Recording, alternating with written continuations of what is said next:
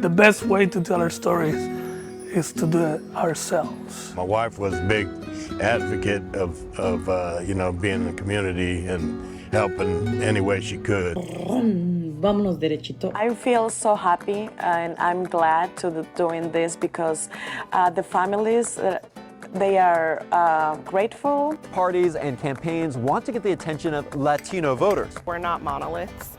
We don't just fit into one category or another. I have Latino women reaching out to me just to say, hey, I see you, I see what you're doing. Conocen nuestro fanatismo, los latinos somos muy apasionados, eso es verdad. Give you the opportunity to show you what is our culture.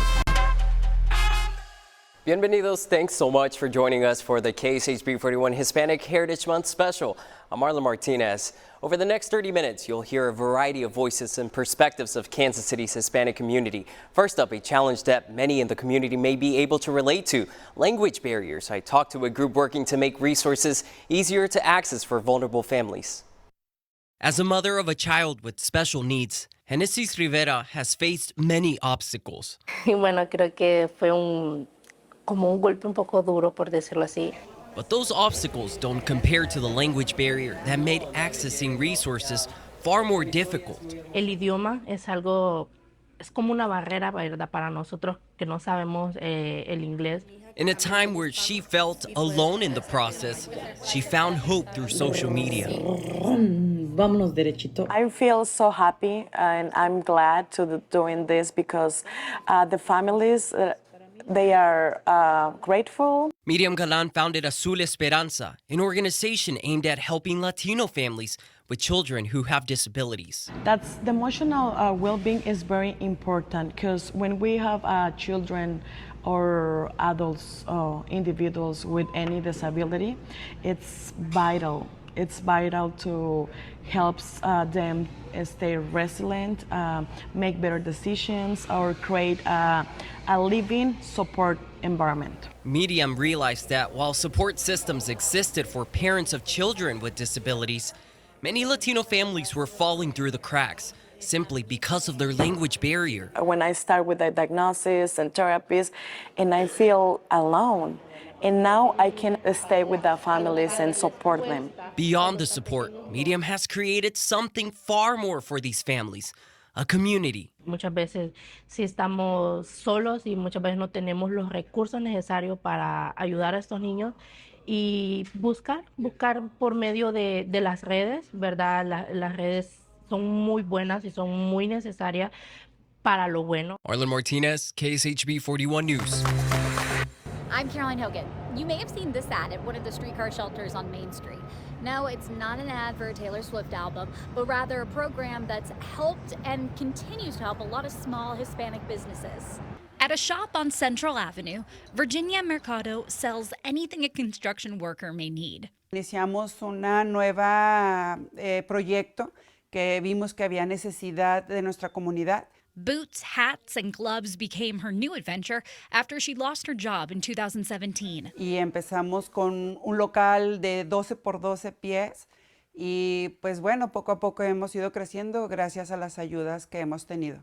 Part of that help came from Luis Padilla and his company's program, Folklore. We wanted to create a bigger positive impact in the community. Businesses like Virginia's apply for a $10,000 grant made possible by Wells Fargo and the Hispanic Chamber of Commerce. It's not only financial assistance, it's more like investing in the heart of the community. Similar to Virginia, Luis saw a need to highlight Latino businesses in the metro. Sometimes people think that Latino businesses is only restaurants.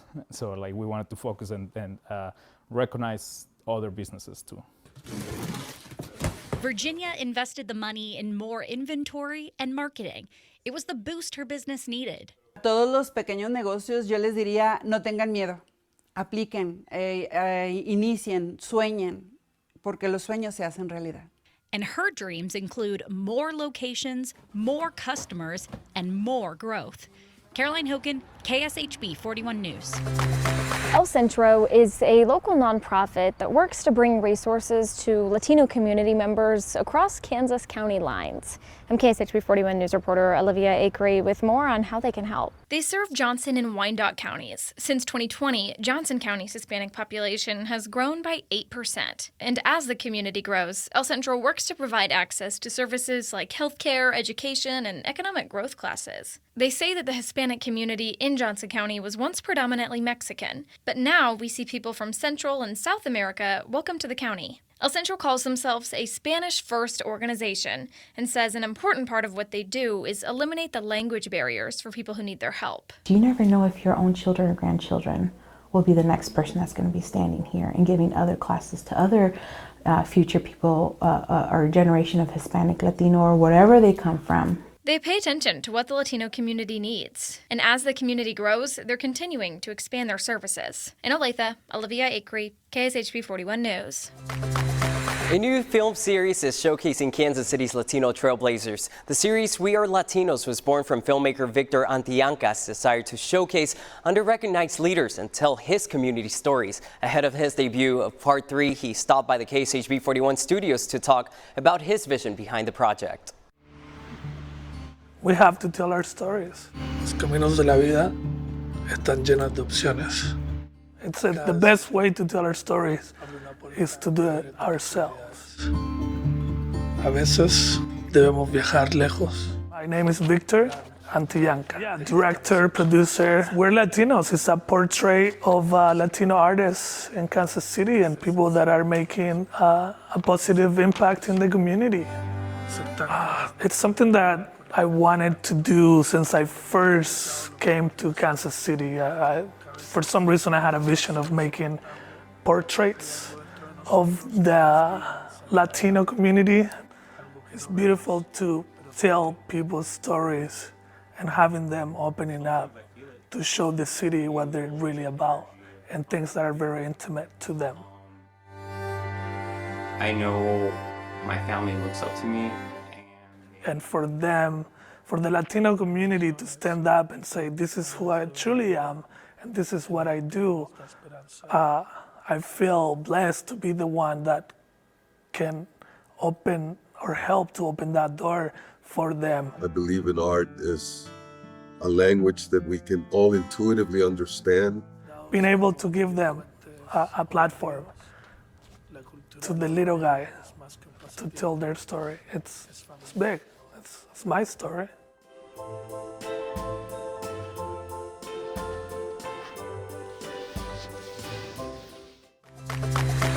All 3 parts of the series are available on Kansas City PBS website. You can also find it on our link over on our website at kshb.com. Still ahead, the Kansas City community lost a pillar of joy and leadership this year. Big shoes to fill, but I'm trying to do my best. How Mike Galvan is honoring his wife, Lisa Lopez Galvan, after she was killed at the Chiefs Super Bowl rally earlier this year. This year's Fiesta Hispana was first without one of its board members, Lisa Lopez Galvan. She was shot and killed in February during the Chiefs Super Bowl rally. Fiesta Hispana, the city and her family honored her during the festival. My wife was a big advocate of being in the community and helping any way she could. So that's the position that I take. I'm trying to fulfill her legacy. KSHB 41's Abby Dodge joined Lisa's husband, Mike Galvan. He has helped set up the event. He says he's trying his best to fill her shoes. You guys good? Fiesta Hispana is an event Mike Galvan and his family look forward to every year. It takes months to plan and a lot of hard work. So they know that whenever any of us come around, all they gotta do is flag us down if they're needing anything. Mike's wife, Lisa, was always one to lend a helping hand and give clear directions. I'm sure she would be bossing me around, but yeah, it's bittersweet. After Lisa died, Mike took over her position on the Fiesta Hispana board. Big shoes to fill, but trying to do my best. Lisa was the life of the party, according to her friends and family. Mike is more of a behind-the-scenes type of guy, but is hoping to carry on Lisa's lasting impact. My wife was a big advocate of being in the community and helping any way she could. So that's the position that I take. I'm trying trying to fulfill her legacy. Abby Dodge, KSHB 41 News. The fiesta honored Lisa with a moment of remembrance. A memorial of her now lives at Union Station as well. Her portrait was added to the Chico Sierra Welcome All mural featured in the station's lower level visitor entrance connected to the parking garage. The mural portrays everyday people and community leaders who truly embody a welcome all attitude and way of life. Lisa Lopez Galvan was a pillar in the Latino community and beloved radio DJ on KKFI.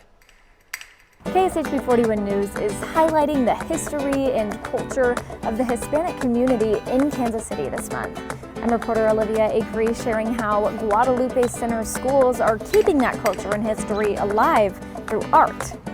Plus, Chiefs Kingdom is constantly expanding, especially in Spanish-speaking countries. Coming up, we're taking a look inside the group behind the NFL's most popular Spanish social media account, Chiefs en Español. Parties and campaigns want to get the attention of Latino voters, so we'll take a look at what power this voting bloc has in Missouri and Kansas. Hispanic Heritage Month is about more than the sights and sounds of Hispanic influence. We want to make sure that not only does our culture continue, but also that we show the light and all the good things that we have. Like mariachi music and folklorico dance. Myra Farias teaches dance at Guadalupe Center's elementary school. 4 machetes dance, okay? We think that it is very important for the students to understand where they come from and their culture. Dulce and I have thought about showing it to our children via dance. I like dance club because they dance like in Mexican, which my mom and my whole family's from. I'm very proud of my culture, and I also like to represent Guadalupe Center's elementary school. 97% of Guadalupe Center students are Hispanic. At the middle school, students are showing their cultural pride through a different art. What is mariachi? A lot of the songs discuss heritage, culture, beautiful settings in Mexican scenery, all types of things cultural. I know at the time as well it was really an expression of national identity. When students step into Mr. Shumsky's class, culture and education are in perfect harmony. It's like honestly a fun time, and it's like a stress reliever. I get to play it, so I'm like special to it, special to the music. Get to like actually enjoy just being around people who also like to do the same thing. In Kansas City, Olivia Acree, KSHB 41 News. The Kansas City Chiefs' back-to-back Super Bowl wins have captivated global headlines, we know this, and that's helped draw in new fans to Chiefs Kingdom and pushing the growth of Spanish-speaking football fans from around the world. As a voice for everyone, we pass the mic over to the voices behind Chiefs en Español and Spanish-speaking broadcasters who break down why the Chiefs are appealing to the passion of Hispanic NFL fans like never before. Chiefs Kingdom, a fan base unlike any other with passionate fans posted around the globe. Reconocen nuestro fanatismo, los latinos somos muy apasionados, eso es verdad. Samba Digital is an international digital agency helping the Chiefs and other teams manage their global presence. The agency helps run Chiefs Español, formerly known as Chiefs Mexico, which is now the top NFL social media account in Spanish.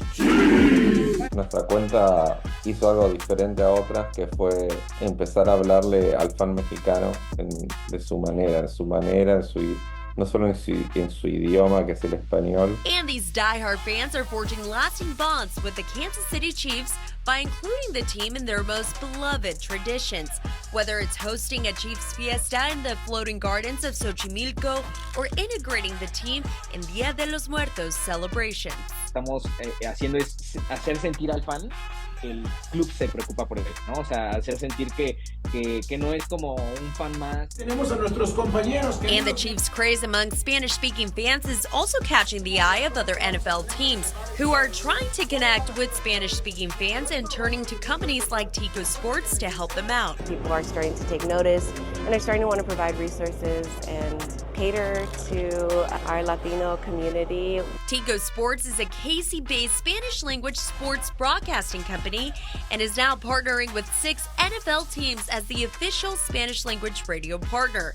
Their success is currently on display at Union Station. The more storytelling in Spanish we provide to them allows them to engage more with the teams, to feel more as a proper fan. Daniela Leon, KSHB 41 News. And Samba Digital says the relationship between Travis Kelce and Taylor Swift has also given the Chiefs an extra boost among Hispanic NFL fans. We love just romance here, Latinos we do. So they also collaborated with the Chiefs to release the team's first ever docuseries completely in Spanish following Mexican Chiefs fans throughout the last NFL season. That's available on YouTube, and we will have a link to that on KSHB.com. So go check it out. Latinos are one of the fastest growing voter blocs in the U.S. KSHB 41's Charlie Keegan explains what's driving their vote and how they could play an important role in the upcoming election. I spoke to Latino voters, and the takeaway was they don't all think alike, which means they're not all going to vote alike, which means campaigns and parties are fighting for their attention. We have to appeal to them on more of a different level. Patricia Hernandez said Latinos used to be a sure thing for Democrats. Now both parties are fighting for their vote at the ballot box. Latinos could make an impact in Missouri. On this ballot, restoring abortion rights is up for a vote. Hernandez said Catholic religious beliefs often influence Latinos at the polls. Abortion is definitely going to be on the ballot, and I don't know which way that will go, honestly, for our Hispanic population. This country have a lot of problems for resolve, not just immigration. Immigration is not the top priority for Latino voters, according to Unidos US. Kansas City voters are focused on healthcare, education, and the economy. The economy, I think, just coming up again. Luis Tapio believes former President Donald Trump is the best choice for the economy. But salon owner Mary Barron is voting for Vice President Kamala Harris. Because I think this country needs a big change. Big change. Hernandez says these voters epitomize modern Latinos. We're not monoliths. We don't just fit into one category or another. We are a wide array of cultures and people and ethnicities. She says the more Latinos who show up at the polls, the larger impact they'll have. Charlie Keegan, KSHB 41 News. I'm KSHB 41 News reporter Claire Bradshaw here at the Innovation Center in Independence. Right now they're seeing a rise in historic entrepreneurship. So coming up, I'm sharing the voice of one woman canning her salsa right here. Thousands of people have come to Kansas City for the U.S. Hispanic Chamber of Commerce National Convention. I'm Caroline Hogan, and we talked to some attendees, small business owners, about what they're taking away from their time here. I'm KSHB 41 News reporter Claire Bradshaw here at the Innovation Center in Independence. It's here that local small businesses find their footing to expand, and right now they're seeing an increase in Hispanic entrepreneurship. For more than 25 years, Veronica Chavez's family owned and operated Palominos in northeast Kansas City. In 2021, we covered their closing, a family business taking a new direction as Chavez explored the salsa world. Today, Chavez calls the Innovation Center in Independence home. Her new business, Palomina's Salsa and Tamales, is how she carries on her family's legacy. Big important thing to our Palominos brand is authenticity and tradition. It's just a way of honoring our family traditions and the authenticity that it has, and just carrying on those recipes that have been handed down for generations. That tradition has won Chavez Salsa Awards. She says they produce around 250 bottles a week and are now in multiple stores. Goal is to scale this business, definitely get more stores, become a regionally known brand, and then go nationwide within 5 years. So definitely I see us growing and having our own place eventually. Chavez and other Hispanic business owners represent 14.5% of the entrepreneur makeup. That number is up from recent years, a trend that's being seen locally at the Innovation Center. For businesses like Palomino's Salsa and Tamales, they have access to industrial kitchen equipment. But there's also the support where it matters the most, the initial planning stages, marketing, finances, and more. I truly believe in my heart that the most powerful way that we can change the world for the better is to really focus on the small business owner. You know, empower them. When you purchase from one of my startups here at the Innovation Center, you are helping a family thrive. Chavez's family closed one door to open another. So it's equipment like this, actual manufacturing equipment that Veronica Chavez uses to make her salsas. That's stuff that she wouldn't be able to do from her normal home kitchen. Reporting in Independence, I'm Claire Bradshaw, KSHB 41 News. Did you know Kansas City is the birthplace of the Hispanic Chamber of Commerce? I'm Caroline Hogan, and now 45 years later, Kansas City is hosting the national conference as it continues to help small Latino businesses. Right through these doors are the business leaders of the present and future. Eduardo Parra is one of them. It makes me feel energized. It's his first year at the U.S. Hispanic Chamber of Commerce National Convention. Already, it's helping him more than he could have imagined. There are some national firms that we would like exposure to, and as a small business, it's hard to find it. I have already lined up 3 meetings with national firms during this conference. Other attendees like Yvette Aguadelo Lopez are back because they've seen how beneficial those connections can be. We are going through the same issues, through the same challenges, and maybe we can find opportunities to connect, to partner, and lift up each other. In between moments of networking are speakers and workshops aimed at helping the 5 million Hispanic businesses the Chamber represents. We're bringing over 1,000 people from all across the country that are talking about big issues like how to build stronger networks, how to modernize their local chambers, and how to drive more resources. Large events like these are just as impactful to Kansas City as it is to the attendees. Jackie Puente is this year's chair. Kansas City has an amazing Hispanic community, amazing number of Hispanic business leaders that have opened their arms and their doors wide open for us to be here. As a small business owner, Eduardo says he asks himself, is it worth it to go to events like these? But in this case, he couldn't be happier. Just being able to be in the same table with these national companies that are interested in talking with me, wow, it just pays for itself. Caroline Hogan, KSHB 41 News. No matter what language you speak, you can connect with others through music. Coming up, we'll introduce you to a local Latina DJ who's paving the way for other artists. Food is a staple in Hispanic culture, and as we celebrate Hispanic heritage, I have a story with the local restaurant owner who wants to keep sharing his culture through food. Throughout the Hispanic Heritage Month, we're celebrating pieces of Hispanic culture that make our community so diverse. KSHB 41 News reporter Olivia Acree sat down with a local Mexican restaurant owner who says when he came to Kansas City, he didn't recognize his culture in the food served here. That's why he started making his own to share with others.